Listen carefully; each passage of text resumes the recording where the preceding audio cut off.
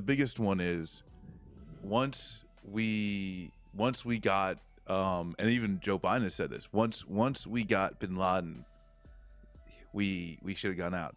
And it's like, motherfucker, you were vice president when we got bin Laden. Like, what are you even like? And so like that, and like, but even himself, right? It misses, like you're saying, it completely misses the point. Lives in a alternate reality, which can be fun for some type of intellectual exercise, but you're just not talking about Earth that we live on, because Yeah. it really, that was never the point, right? Oh, hey, we're gonna show get Al Qaeda out. We're gonna get bin Laden. Then it was, and that's when you start unraveling off into these nation building. We want to make sure there's schools built.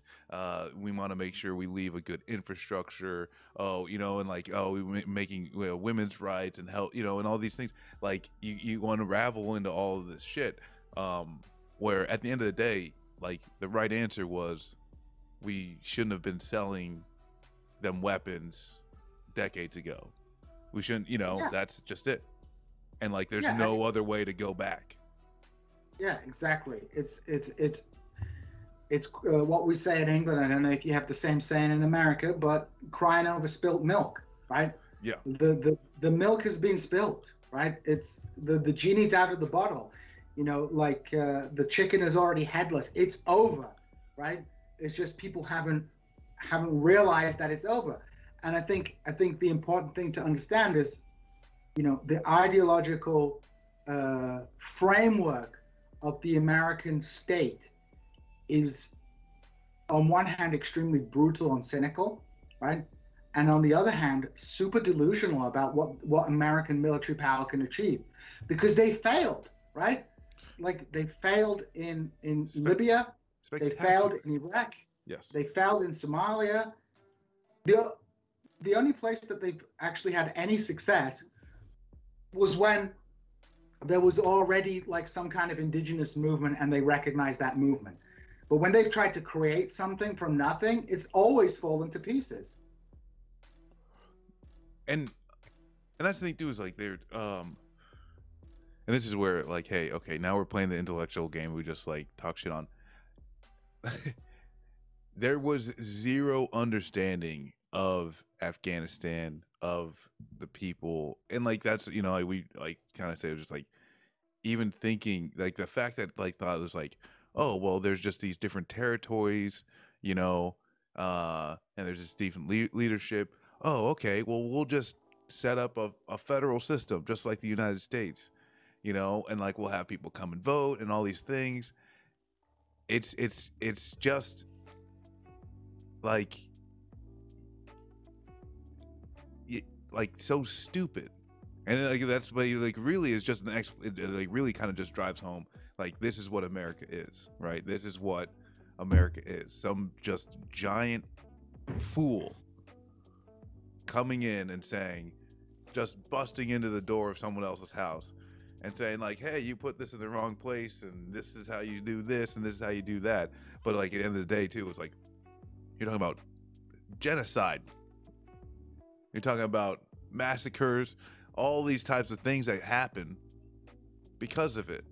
And that's things like this, and that's what I really kind of just like is disgusting. And like, I mean, this is kind of like why Left Flank is here, is like this idea that like the United States foreign policy, especially when it comes to the military, is anything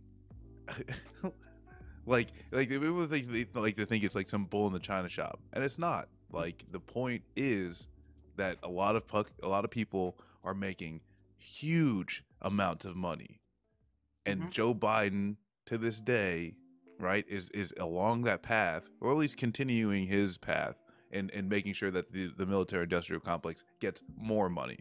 And they want to cheer on like, hey, we got the first black Secretary of Defense. I mean, he's just one of dozens who have been on the board of military of defense contractors. Yeah. And so what are we really talking about here? Yeah, people are making money. People are making money out of this. The American state is not a unitary actor. There's like lots of different factions and groups in the state, and there are always people who are going to be making money out of that at the cost of other people in that state. And you know, the American foot soldier P.S. Ted is the Cruz, one who go pays fuck the yourself. price for all this, all this imperial adventuring on the American side of the equation. The people who are in the country, they pay the collateral damage from these military adventures. But yeah, within the state, there are people who are making money, making bank, and they might believe that they're doing good, but that good intentions are like an overrated commodity at times, right? Oh yeah. You know, whatever you believe you're doing, it's like if you refuse to accept the objective facts on the ground, then I find it very hard to take you seriously. You know, as Upton Sinclair said, it's very hard to convince somebody of something if their salary. It's very hard to convince someone to understand something if their salary depends on them not understanding it. Yeah. And the Afghan occupation, you know, if you didn't toe the line within the American foreign policy establishment, if you don't toe the line within the military establishment is a bit better because they actually have to be involved with like reality.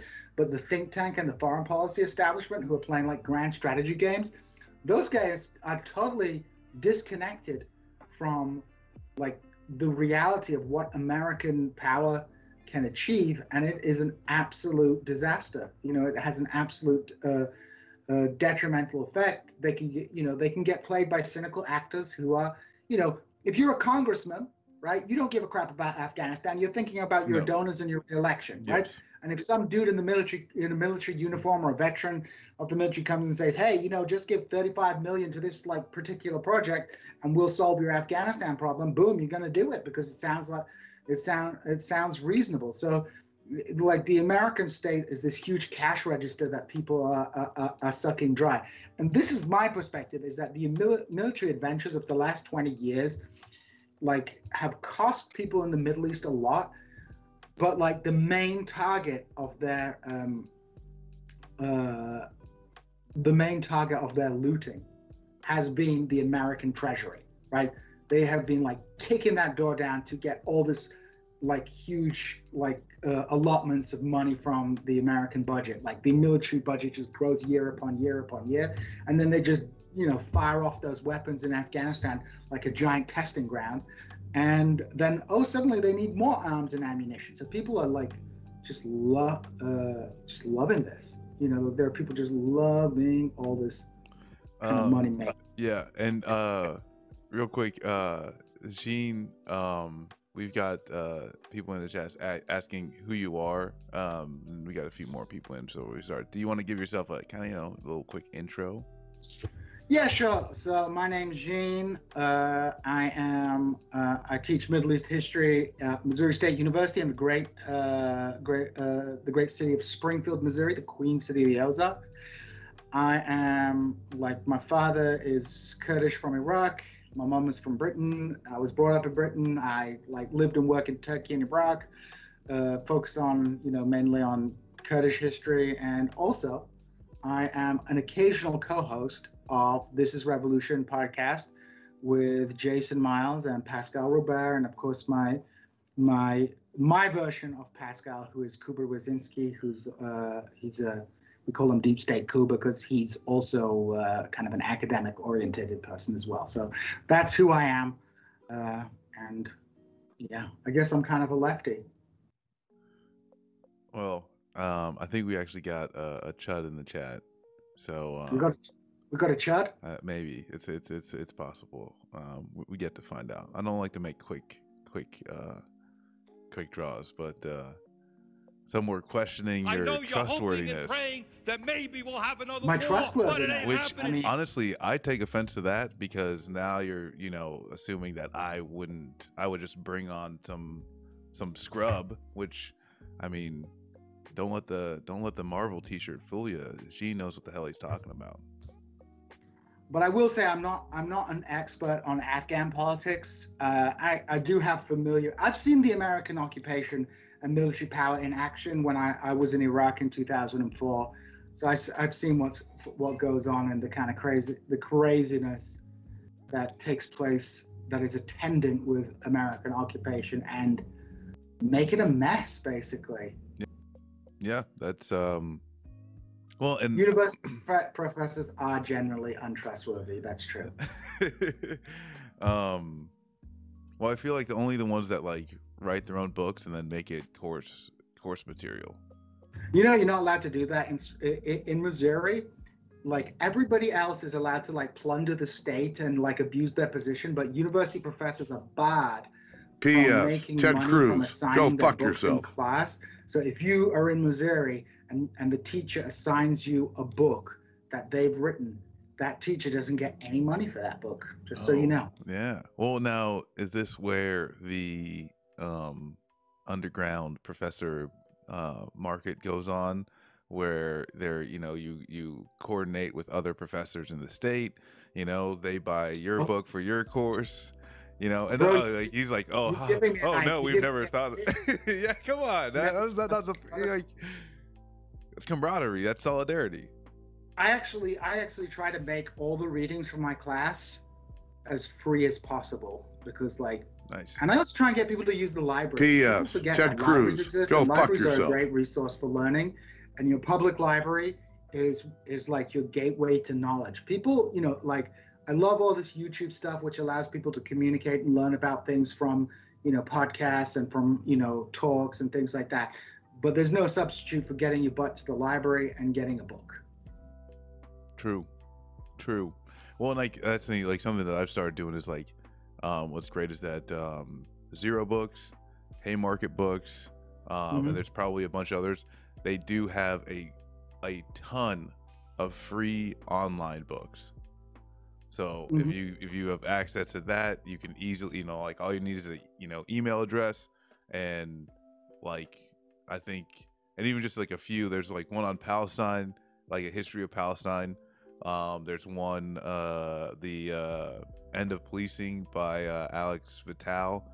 That one's free, you know, like just free to download. So yeah, go to the library, read some books. Also, one thing with libraries though is like they have access to the like databases and like a lot of like the scientific research that you'd have to like pay for on your own. A lot of times if you go to the library, you'll be able to like access those things from there for free. So you know, maybe just make yourself a list of the things that you need to look up. You make it a trip to the library once a week, and then boom, you get all that stuff for free. That's true. And if the library doesn't have the book you want, you can always order it through Interlibrary Loan, which is a great service that you have. Like Americans, like I think a lot of Americans forget that one of the great things that you have in America is this public library network. And you can learn so much. I still go to I have my university library, but I go to the American Public Library.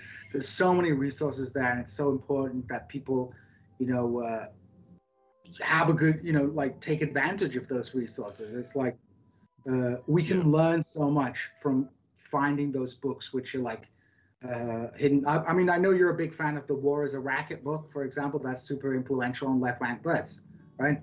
Yep. That's that. I mean, and that's something where, yeah, like we talk all the time. It's like free PDF. You got you know, like we try and spread that everywhere, and like it's kind of like weird because the dude that wrote that, Smedley Butler, the Marine Corps, when you join, they do like a lot of indoctrination. They do a whole lot of like, you know, these look at these historical Marines and all that, this, that, and whatever. They talk about Chesty Puller. Right? They talk about Dan Daly. They talk about all these, you know, guys, and they bring up Smedley Butler because he, at the time when he retired, he was the most decorated Marine. He has most medals than anyone else ever. So pretty big fucking deal. Completely leaving out like who this guy actually is, and you know, I mean, like even the fact that he was successful in stopping a coup in the United States, and then, you know, going on to help you know, like with the bonus armory, and then being, you know, an anti-war activist as well. And like it's kind of just, yeah, it's kind of wild, but that's all there. Yeah, I mean, really, really, really do your best to learn. You don't need to be going to you don't need a university course to teach you anything. So, Uh-oh. Uh-oh. Gene? oh, Nope, you might be back. can Oh, you're kind of coming in and out. how about now? It's getting better. Okay.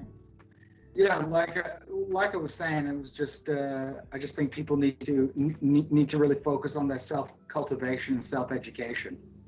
Yeah, and I mean, like, this is like not a some like weird chud screaming like, "Do your research, do your own research," and then like get caught down these like weird internet, um, you know, rabbit holes or whatever. Rabbit hole. But Yeah, yeah, sorry. yeah, I mean, I was just saying it was like, and this is something that a friend of ours, Mac, always talks about. It's like you can find the shit, what's it called? The initial sources, right? You can find the first, sources of like what people actually did, what people actually said. There's actually a good podcast, right? These guys out of Rhode Island, but one of them is like had a chance to study and like go to Russia and get to look at like their archival shit that like they don't release. But I mean, like, obviously we can't all do that. But at the end of the day, it's like libraries do have a whole lot of like these first sources. So it's like you don't have to trust on like, oh, hey, this person said this about this about this. Like you actually get to know what the hell happened, and what the hell was going on at the time. Yeah, primary sources are like critical to like develop your thoughts on a topic. And like I said, anyone who did some like the internet is a little bit of a double-edged sword with information because it's very hard to sort out the good from the bad. There is good information out there at times, but then there is bad information out there at times, and people have to be, like quite discerning in what information they're looking at. But with books, you can look up the author, you can look at their political allegiance, and you can look at all sources critically. And anyone who did some reading on Afghanistan would have known the perils of the military invasion of Afghanistan.